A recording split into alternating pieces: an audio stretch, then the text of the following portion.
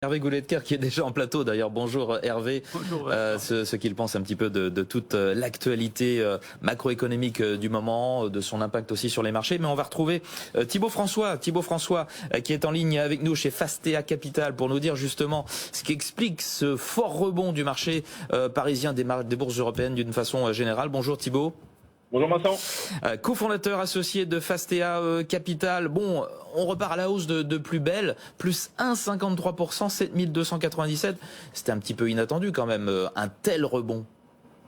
Un rebond si violent Oui. ce matin, c'était plutôt inattendu, effectivement. On a quand même pas mal baissé vendredi dernier, donc on s'est fait peur avec l'inflation. Donc l'inflation, effectivement, elle ne rebaisse pas tant que ça, et surtout, ça sera peut-être plus long que prévu pour l'atténuer fortement et revenir dans les objectifs des banques centrales autour de 2%.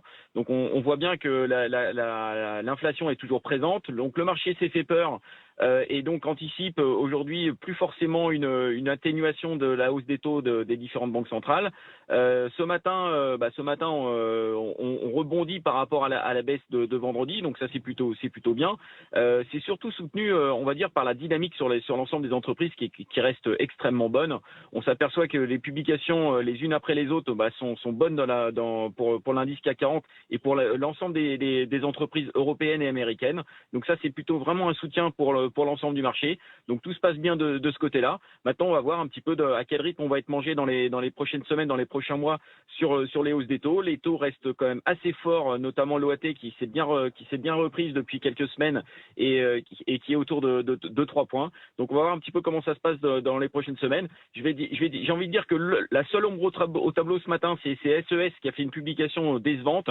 Pas de croissance attendue sur 2023, une marge qui devrait baisser sur 2023, donc la sanction est immédiate avec pratiquement 7% de baisse pour SES, mais à part ça, la techno rebondit bien ce matin avec Worldline notamment qui gagne presque 3% sur l'indice CAC 40. Ouais, c'est la plus forte hausse du CAC, plus 2,7 pour Worldline. On a aussi les équipements auto avec Michelin, plus 2,6.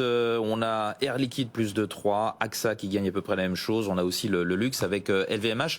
Donc vous, ce qui focalise votre attention, c'est SES, l'opérateur de satellite, et cette chute de près de 8%. Que se passe-t-il dans le détail ?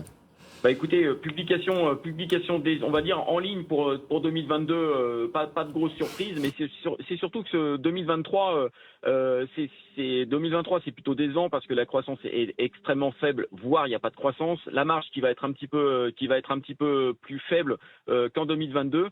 Donc si vous voulez, par rapport à ce qui se passe dans l'ensemble du marché, et aujourd'hui on a plutôt une révision à la hausse de certaines publications, que ça soit en chiffre d'affaires et en marge, et donc cette publication dénote, et donc il y a des arbitrages qui sont assez nombreux ce matin, sortie des SES aujourd'hui pour aller sur des entreprises qui ont plus de visibilité sur 2023, que ça soit en termes de croissance, que ça soit en termes de marge, et même si SES a un gros atout, c'est le dividende et donc le rendement, le marché préfère avoir un peu plus de visibilité aujourd'hui sur le chiffre d'affaires et sur la marge. Bon, il y a des valeurs qui vont publier. On est en toute fin de période de publication de résultats là cette semaine. On a quand même Technip Énergie, Veolia et Villemorin. Allez, une valeur que vous voulez commenter parmi ces trois-là qu'il faudra suivre particulièrement.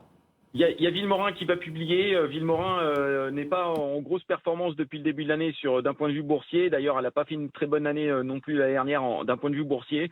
Alors que les qualités de Villemorin apparaissent en grand jour depuis de nombreux mois.